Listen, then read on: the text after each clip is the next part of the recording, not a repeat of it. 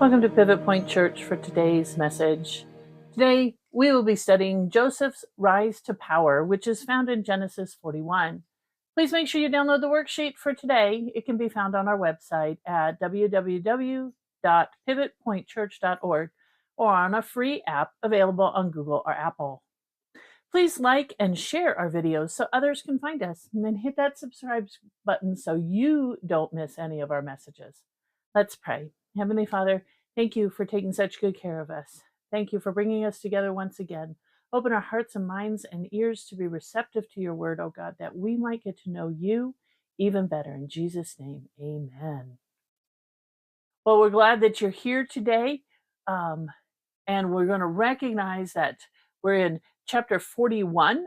So it's in Genesis 41. We're still in the first book of the Bible, foundational of so much of what we have in the Bible is in Genesis. So we're getting there. We're almost there.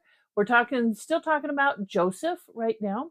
We're going to go ahead and jump right in verse 1. When 2 full years had passed, Pharaoh had a dream.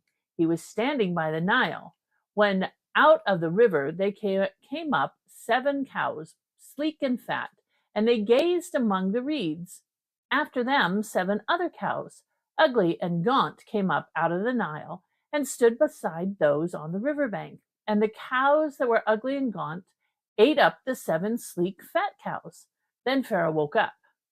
He fell asleep again and had a second dream. 7 heads of grain, healthy and good, were growing on a single stalk. After them, 7 other heads of grain sprouted, thin and scorched by the east wind. The thin heads of grain swallowed up the 7 healthy, full heads. Then Pharaoh woke up. It had been a dream.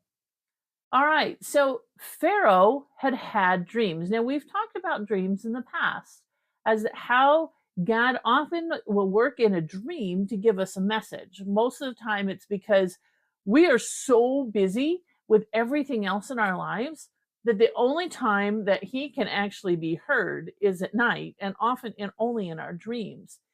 Pay attention to dreams because oftentimes they do have a symbolism. I don't know, some of mine have got some of the weirdest dreams I've had are always in an unusual house with lots of weird rooms.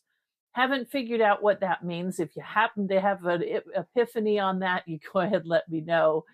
But Pharaoh was having a dream and it was repeated twice. Remember, when a dream is repeated twice, it absolutely has a prophetic reason.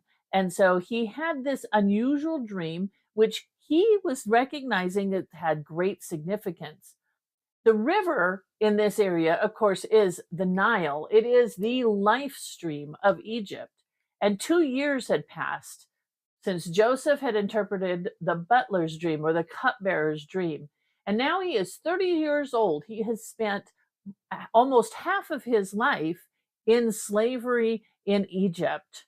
And so here he is, and it's been 2 years since he last interpreted the dream, since last week's.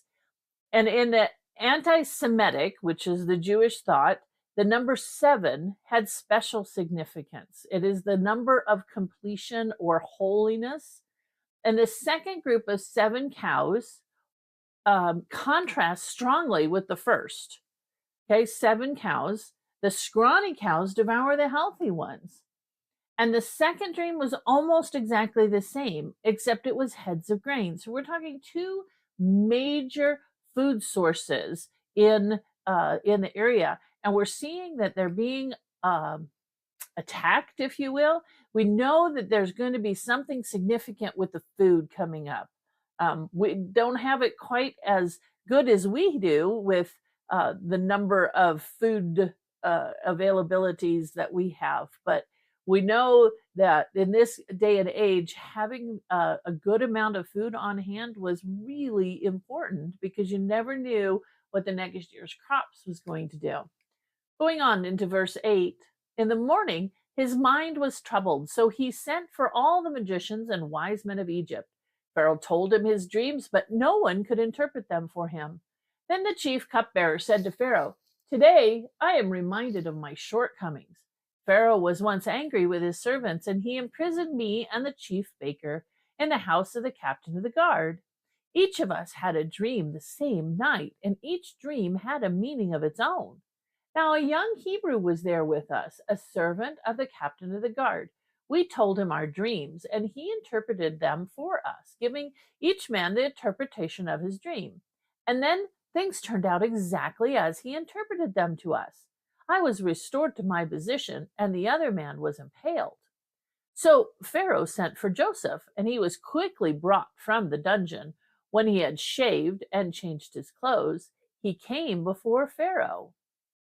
All right, so Pharaoh recognizes the importance of this dream. And so he summons people who he thinks will be able to help him.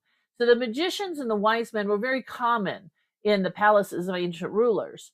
Their job description included studying sacred arts and sciences, reading the stars, interpreting dreams, predicting the future, and performing magic. They didn't have an easy job. These men had power, but it was satanic power, because they were unable to interpret Pharaoh's dream because God is the one who sent it. Satan cannot understand the mind of God. God revealed it to Joseph in prison. Joseph has been given this knowledge by God, not through any mystical means. And he didn't promote himself in any way. He was able to get the answer. When the butler had been freed from prison, he forgot about Joseph. I could imagine that would be a little hard, but he was so excited to be back where he belonged, he didn't even think about it. And it was 2 full years before Joseph had another opportunity to be freed. At last, the butler remembered his experience with a young Hebrew prisoner who had interpreted his dream. It must have been tough for Joseph to think, he's totally forgotten me, even though I asked him to present him. But God had a plan. If Joseph had been released sooner, the cupbearer may not have been able to find him. Joseph was manager of the prison still. Egyptian men, though, not only shaved their face, but their entire body.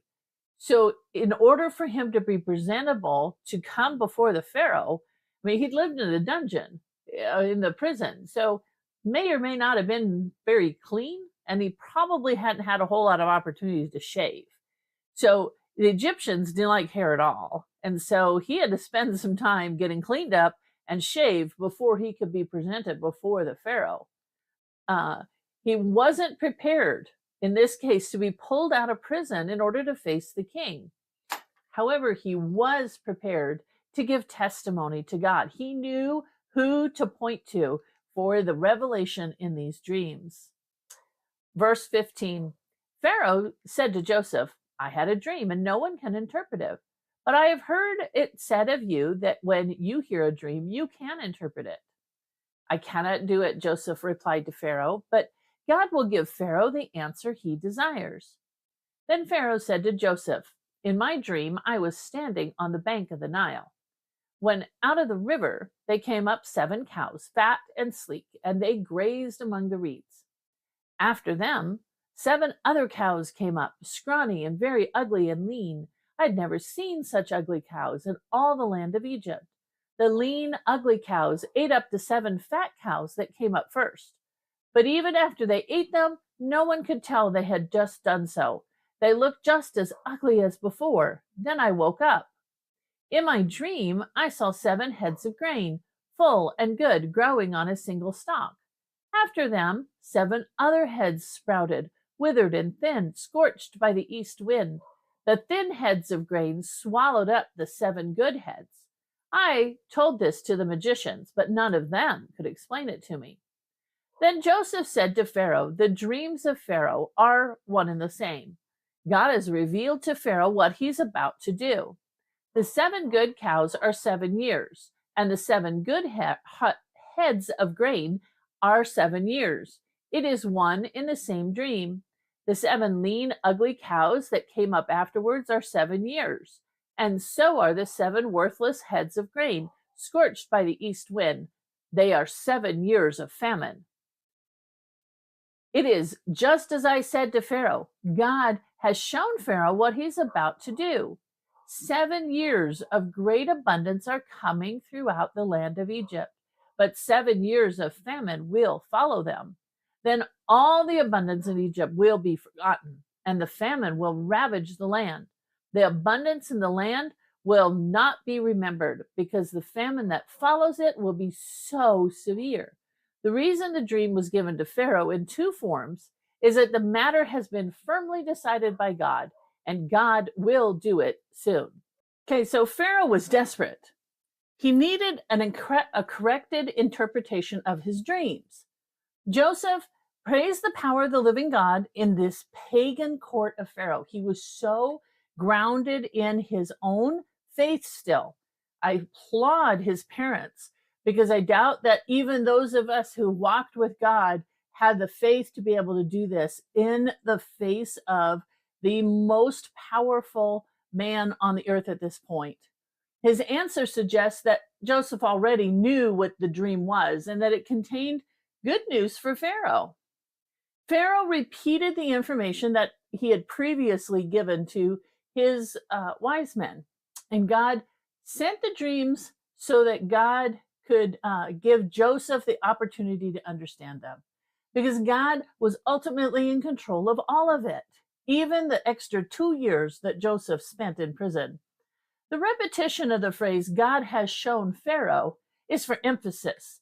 Joseph is reiterating that God is the one that's in control. God is the one who gave him this dream, and God is the one who's giving Joseph the ability to interpret this dream. The famine, though, that is being forecast in these dreams is going to be so severe that everybody's going to even forget that there were even years of plenty. Joseph made it clear that he was speaking about the one God, not the numerous false gods that filled the Egyptian court. Verse 33, and now let Pharaoh look for a discerning and wise man and put him in charge of the land of Egypt. Let Pharaoh appoint commissioners over the land to take a fifth of the harvest of Egypt during the 7 years of abundance. They should collect all the food of these good years that are coming and store up the grain under the authority of Pharaoh to be kept in the cities for food. This food should be held in reserve for the country to be used during those 7 years of famine that will come upon Egypt, so the country may not be ruined by famine. The plan seemed good to Pharaoh and to all his officials. So Pharaoh asked them, can we find anyone like this man, one in whom is the Spirit of God? Then Pharaoh said to Joseph, since God has made all this known to you, there is no one so discerning and wise as you. You shall be in charge of my palace, and all my people are to submit to your orders. Only with respect to the throne will I be greater than you. So Pharaoh said to Joseph, I hereby put you in charge of the whole land of Egypt. Then Pharaoh took his signet ring from his finger and put it on Joseph's finger, and he dressed him in robes of fine linen and put a gold chain around his neck. He had him ride in a chariot as his second in command, and people shouted before him, make way. Thus he put him in charge of the whole land of Egypt. Then Pharaoh said to Joseph, I am Pharaoh, but without your word, no one will lift a hand or foot in all of Egypt. Pharaoh gave Joseph the name Zaphanath-Paneah, and he gave him Asenath, daughter of Potiphar, priest of On, to be his wife. And Joseph went throughout the land of Egypt. An exceedingly wise man, Joseph is taking advantage of the situation, gave suggestions on how to fix the problem described in the dream. He shared what God had given him to save the people and the Egyptians. 1/5 of all of the grain that was grown was to be saved. Now, that may seem like a very large portion, but we have to remember that they're looking at 7 years of famine, trying to feed hundreds or thousands of people. The large amount, though, could cover some spoilage, allow for trade, and the grain to be able to plant after the famine, because they need to have enough to replant afterwards. So he's really looking at how the overall needs are going to be, rather than just go, well, let's put a tenth of it. He recognizes that this famine is going to be severe enough that he needs a whole fifth of it. Pharaoh viewed this large tax as an expansion of his own authority. And he testified the reality of God's power, though, in Joseph's life because he recognized that is there any man in all of Egypt that has this direct contact with the God? Joseph was the first choice for administrating the collection of grain. Only Pharaoh was above him. So Joseph's time beforehand prepared him for where he is now. I can look back at my own life and see where I've been through so much and things that were not very pleasant. However, God is a redeeming God. And in spite of the hardships and in spite of the problems that I have faced, it's prepared me to do what I'm doing now even better. And Joseph is in the same place. He rose quickly to the top once he was outside of prison and in Pharaoh's palace. His training for this important position involved being first a slave and then a prisoner. In each situation, though, no matter how undesirable, we have to consider it part of our training program to serve God. The signet ring that was given to Joseph was giving him the orders that says that anything Joseph said came with the same authority as if he were Pharaoh. The ring had the signature of the Pharaoh in Egyptian hieroglyphics. Joseph would use the ring to mark clay or wax to authenticate royal documents and laws. The Egyptian people are bowing as a sign of respect and homage to Joseph's position, not necessarily a sign of worship of him as a god, just recognizing that he's a man of authority. Pharaoh might have been trying to make Joseph a little bit more acceptable to the Egyptian people by renaming him. Again, we know that names have significance, and in this case, having an Egyptian name was going to make it so he's a little more palatable with the Egyptian people. He gave an Egyptian wife, so again, he would have that proper accountability, that he would be acceptable in the eyes of the Egyptians. He wanted to play down the fact that Joseph was really just a nomadic shepherd. Shepherding was an occupation hated by Egyptians. So they needed to make it so that Joseph was in a position to be accepted, to be listened to be heard. Just giving him the authority, as we know, many managers are given authority, but they really aren't good managers. Or we struggle to recognize their authority because they don't have what it takes. Here, the Pharaoh is trying to make it easier for the Egyptians to recognize the authority of Joseph so that all of the pieces that need to happen. Now, he changed his name, making it easier to pronounce and remember. I still struggle to pronounce it, but I'm not Egyptian. But it showed how highly he was honored also by giving him the daughter of a prominent Egyptian official. Remember, they didn't have the separation of church and state. It was all one. If you were a high Egyptian official, you also had religious authority. So Pharaoh is honoring Joseph by giving him an Egyptian name, Zaphnath-Paneah, and it probably means something along the lines, the God speaks and lives. Here he's recognizing the God. All right, the one true God of Joseph. Asenath is his wife, and it's also Egyptian name meaning belonging to the goddess Neith. All right, so she's a priestess, but she's marrying into this family, and God is going to continue to provide. And they're recognizing this God. On is a city in northern Egypt. Although Joseph married a pagan priest's daughter, he trained his sons to worship the living God. So it has been 13 years since Joseph was sold by his brothers. He is now 30 years old when he entered the service of Pharaoh, king of Egypt. Let's continue in verse 46. Joseph was 30 years old when he entered the service of Pharaoh, king of Egypt, and Joseph went out from Pharaoh's presence and traveled throughout Egypt. During the 7 years of abundance, the land produced plentifully. Joseph collected all the food produced by those 7 years of abundance in Egypt and stored it in the cities. In each city, he put the food grown in the fields surrounding it. Joseph stored up huge quantities of grain like the sand of the sea. It was so much that he stopped keeping records because it was beyond measure. Before the years of famine came, 2 sons were born to Joseph by Asenath, daughter of Potipharah, priest of On.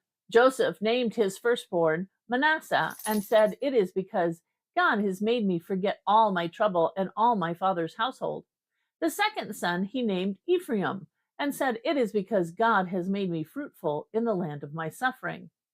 The 7 years of abundance in Egypt came to an end, and the 7 years of famine began, just as Joseph had said. There was famine in all the other lands, but in the whole land of Egypt there was food. When all Egypt began to feel the famine, the people cried to Pharaoh for food. Then Pharaoh told all the Egyptians, "Go to Joseph and do what he tells you." When the famine had spread over the whole country, Joseph opened all the storehouses and sold grain to the Egyptians, for the famine was severe throughout Egypt. And all the world came to Egypt to buy grain from Joseph because the famine was severe everywhere. Okay, so just as God had revealed, the years of plenty came.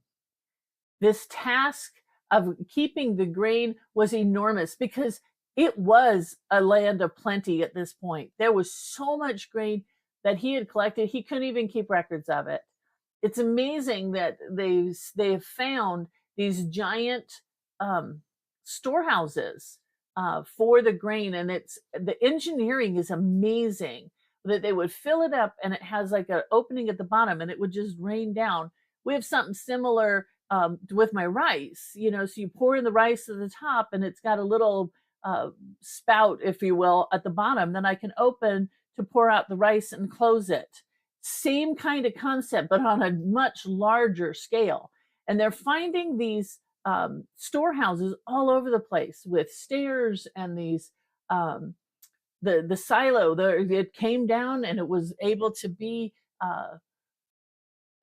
portioned out as the people came. So it's amazing that the skills that he had learned in Potiphar's household and the prison, I'm sure were helpful because he learned how to work with the Egyptian people. He learned the language, he understood what was going on with the people. He had met people from both areas. And because he had been in the household of Potiphar, which was the captain of the guard, he was at the top meeting all the important people. But it really amounted to what God did to help Joseph succeed. And Asthas, this is Joseph's wife, and his 2 sons carry on the 2-son motif in Genesis. And now, other than Jacob, who had 12 sons, we remember that we had 2 sons, 2 sons, 2 sons as we were going through. And so here he is continuing that kind of a tradition. Joseph warned that there would be bad years that would follow those 7 years of plenty. During those 7 years of plenty, people were well fed, the land was doing well. Joseph had no trouble feeding all the people and still getting the fifth of all the grain. Famine, though, is a catastrophe in ancient times. It sometimes still is in parts of the world. Almost perfect conditions are needing to produce good crops because they didn't have chemical fertilizers or pesticides. A variance in rainfall or in insect activity could cause crop failure and great hunger because the people relied most exclusively on their own crops for food. They didn't have refrigeration. They didn't have trains and other ways of taking fragile food long distances. They had lack of storage. They didn't have refrigeration, and they didn't have transportation. Could turn a moderate famine into a desperate situation. The famine Joseph had prepared for, he knew was severe, and it certainly was. And without God's intervention, the Egyptian nation would have completely crumbled. Now, this famine was so much more beyond just Egypt. It was the whole known world, which would include most of the Middle East in that area. So Israel would have been part of that, or Canaan would have been part of that. And so they knew Egypt had food. The caravans or whatever brought all that out. So the food availability in Egypt made people travel to Egypt. Now, Joseph had opened the storehouses and started to sell the grain to the Egyptians. And so next week, we'll learn a little bit more about how Joseph does this plan and puts it all in place. So hopefully we've learned a little bit. Maybe you got some ideas as you were filling out your worksheet and looking through it. But let's go through it together. Who is our first box? Now, I'm always going to ask you to look beyond the main characters in this story to see who all is affected by this particular story.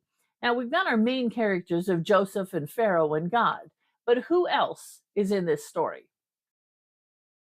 Well, you must remember we had the magicians who came in trying to answer the question. We have all the other Egyptians, and we have the butler or the cupbearers in this story. I bet you forgot about him. It's important, as I said, that we need to remember all of the people in a story and all in the area that are affected by this one thing. You do not live in a vacuum. When you do something, there's a chance that others will be affected by it. This is why we look at all of the who's in a story so that we can recognize how this all can affect other people and the others in this story. Remember, we always want to look and find out who is the ruler of the area, because it does help us to put it into the timeline of all of history rather than teaching the Bible in isolation. In this case, of course, we know that the ruler is the Pharaoh. We don't know exactly which Pharaoh per se. There is some speculation on a couple of different pharaohs. They think perhaps he was a member of the Hyksos, which were a Semitic tribe that come out of Canaan. So moving Joseph into this higher level position was likely not a stretch for them. Let's move on to the next square. What? Always want us to think about what is the moral and what should we learn from this. I think one of the things we need to learn is that we need to wait for God, because he's going to do way more than you can imagine. I cannot think that Joseph had any inkling that when he went to go check on his brothers, that 13 years later, he would be the second in command of one of the most important countries in the world at the time. And no idea. Yes, he'd had those dreams, but I'm sure that that's not what he was thinking. So we also need to recognize that what we're going through right now isn't in God's big picture. We can't see that great big picture of what God's plans are. We should have to do the very best of where we are when God puts us here. God is ultimately in control, and we can do nothing without him. Joseph recognized that and continually gave God the praise and the benefit of everything going on. We need to recognize that no matter what's going on, that we need to give God the honor and the praise and the glory of everything that's going on in our lives. Now, a good story always has some sort of trouble that our hero has to overcome. So the trouble is this dream, this prophecy of this upcoming famine. That's awesome. We got to recognize that God is displaying his power because he sees before it happens. And he gives us those opportunities to make changes so that we can be prepared when we get to that place. Joseph's in prison. Pharaoh has dreams. No one can interpret it until the butler remembers and brings Joseph out of the prison.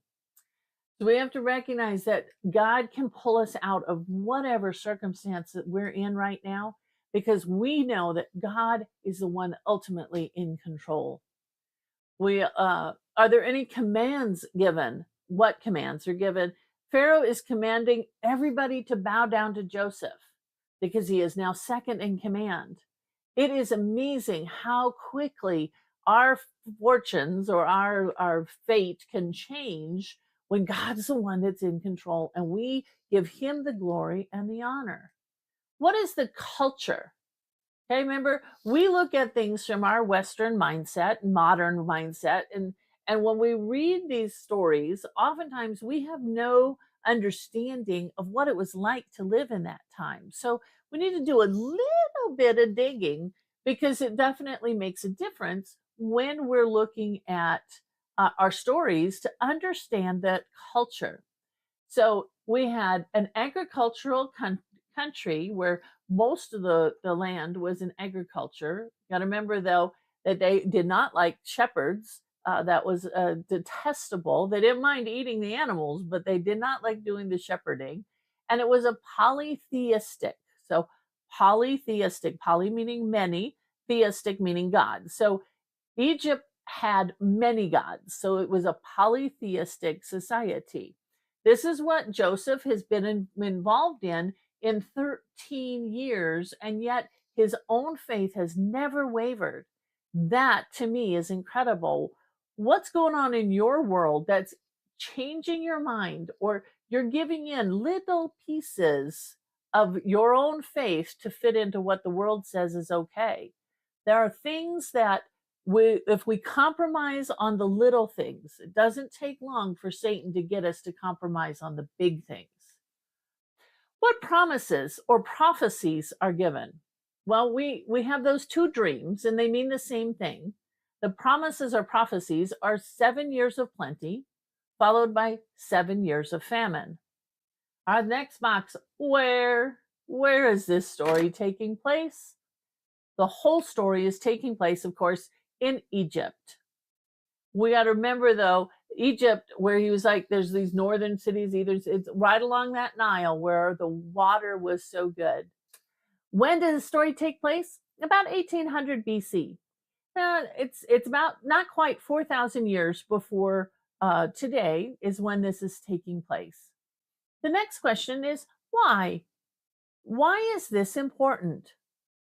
Well, I think it's important for us to understand it, the history of the Israelite people, how they came to be in Egypt. It gives us a glimpse, though, into the Egyptian culture as Joseph as Imhotep. Now, that's not the name that I just read to you, but there are places where they're seeing this person rise to power quickly.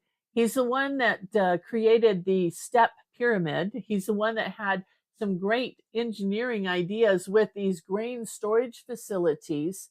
And Imhotep was the one who did that. So there's some great historical evidence that might indicate that Joseph and Imhotep were the same person.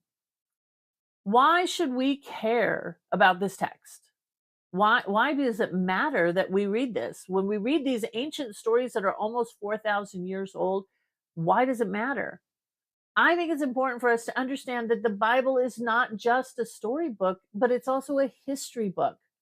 And even though our culture, we don't recognize the Bible as infallible for most people, we can still take comfort in knowing that there is truth about these events. And just because there isn't a whole lot of evidence in this, just the absence of evidence is not evidence of absence. It simply means we haven't found the supporting documentation, the supporting evidence at this point. We need to recognize that God is the one that's ultimately in charge. And this, what this story tells us, is that no matter what it looks like from our perspective, God is the one that's in control. How is the next box? Remember that trouble that we're talking about? How is that trouble resolved? Well, our hero of the story, Joseph, is appointed to be second in command to made ruler over Egypt in preparation of the upcoming famine. I can't imagine that they checked his resume and found that he was great at this, but they determined that because of God's hand on his life, he was the right man to do the job. So how is this story going to affect us? We need to be like Joseph, recognizing God in all things in our lives. Joseph certainly could have been down on his life, as it was not what he'd envisioned, but God had greater plans for him, just like he does for you or me. We simply need to be patient and wait to see how God is going to work it out according to his plan. We should be always making sure we're doing our best in all situations. No matter what Joseph found himself in, he always did his best. He rose to the top because he always did his best.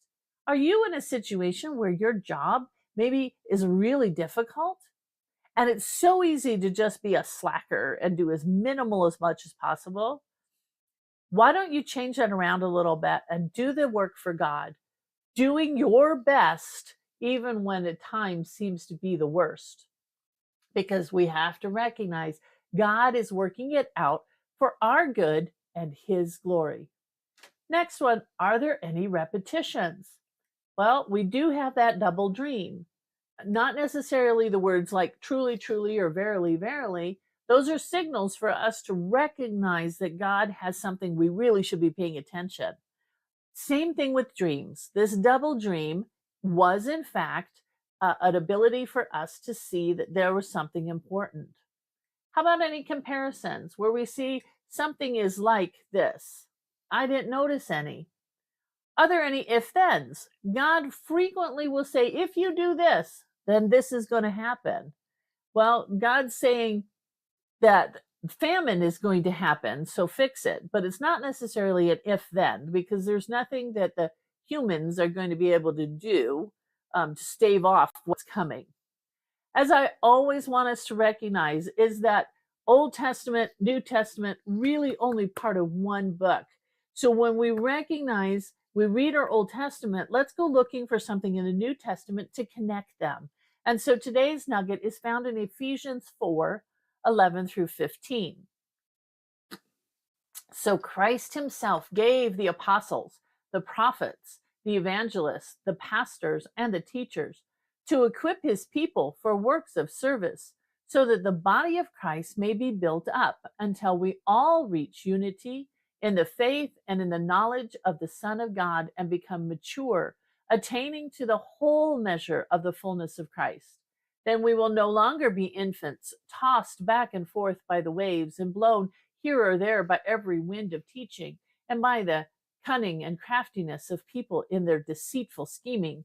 Instead, speaking the truth in love, we will grow to become in every respect the mature body of him who is the head, and that is Christ.